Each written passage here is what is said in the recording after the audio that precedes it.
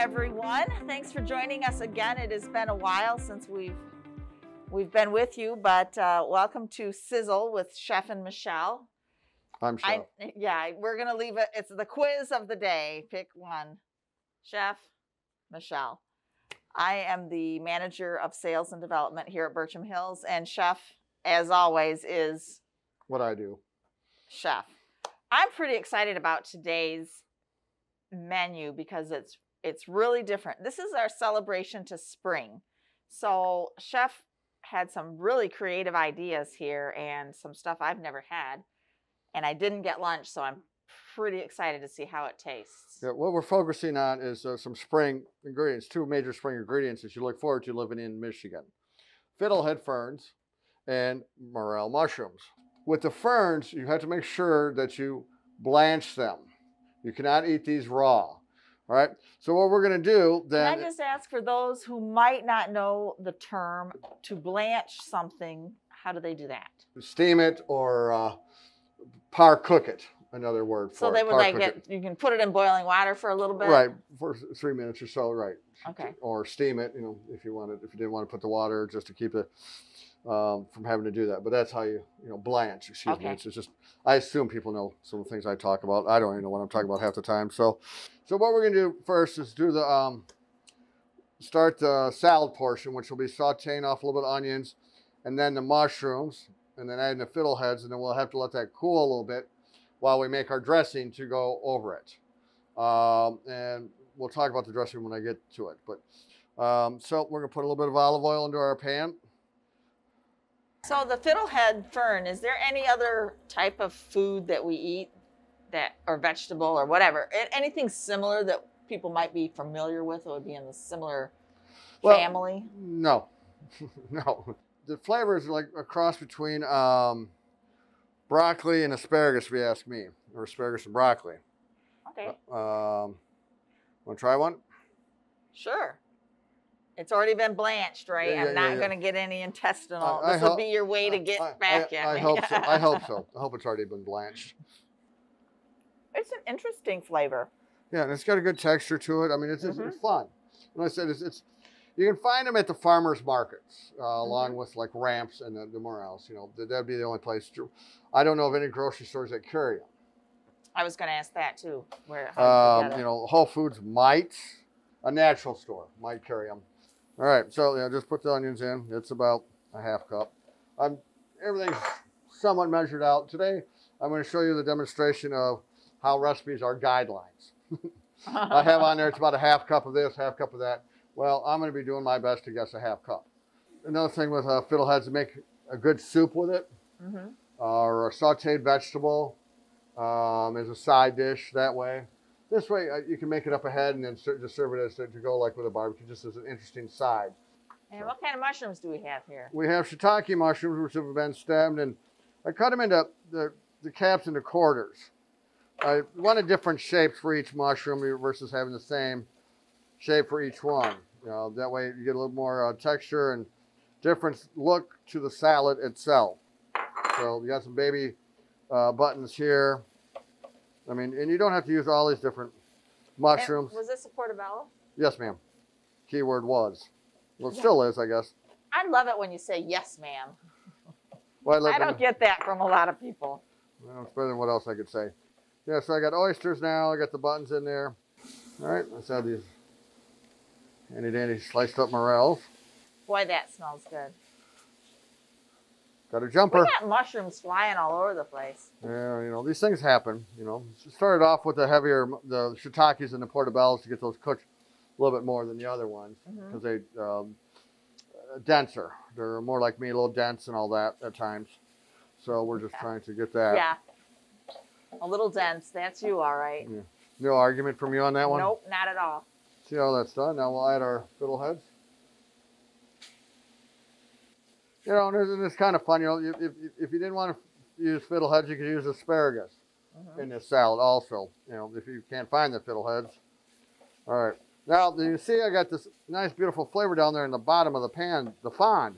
And not the frond, it was the fiddlehead, but the fond, as they call it in French, the base. I'm going to just throw a little H2O in there. to deglaze that, to get it out of there, to get all that flavor up from off the pan, mixed in with the mushrooms and the fiddleheads. All right, see how clean that, and how it cleans the bottom of the pan nicely? Mm-hmm. All right, so we're gonna dump this in a bowl and let this hang out for a few minutes. We're gonna make the dressing while this cools. You're actually organized today. It happens. It's not always my fault, but it does happen. All right, this is about this, about that. What was that? That was what? Was that garlic? Yes, still is garlic. Red wine vinegar. Fresh squeezed lemon juice. Okay, I'm gonna move quickly because I don't want the egg yolk to sit with that acid too long because it'll cook it. About 4 tablespoons of fresh thyme. So you're saying you need a lot of time? Oh. I know. I know. Okay, so now we're gonna just stream in.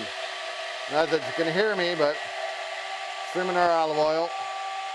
This is an emulsified dressing. It's a little bit creamier than just your basic vinaigrette. This would be classified as a more of a permanent emulsification. It won't stay that way, but it's unlike a vinaigrette where you can get it to emulsify, but it doesn't hold. Then you got to shake it all the time. This is it. But you can see the texture on this is a little creamier. It's got a nice spring, fresh flavor with the lemon juice and the thyme in there. Ooh, it's tart, but you see that creamy texture on your. Mm-hmm. I don't suppose we have any napkins here. I got a sleeve. You said it. Yeah. You said it. Right now that our salad has our mushrooms and they have cooled, we'll add our tomatoes so we don't cook them. We're adding them, once this is cooled down to room temperature. Stir that up, and then we're going to add about a half cup of dressing, and toss that together. That looks really good. Yeah, see, this is and it's very simple. I mean, there's a lot of ingredients, but like I said, you could just do other mushrooms, but this way you have more layers of flavor. Every mushroom has a different flavor or texture to it. Very pretty too. Very pretty with the little red pepper strips on there. Yep. Yeah, just throw it together in a platter. Lovely presentation. So now, my little spring cocktail. The drink is called a water lily. Very, very easy. Basically, it's equal parts of all this. I'm going to put some ice in here. And I think I told you the last time, the only time you should shake a cocktail is if it has a cream in it or a citrus. So, do you have one of these?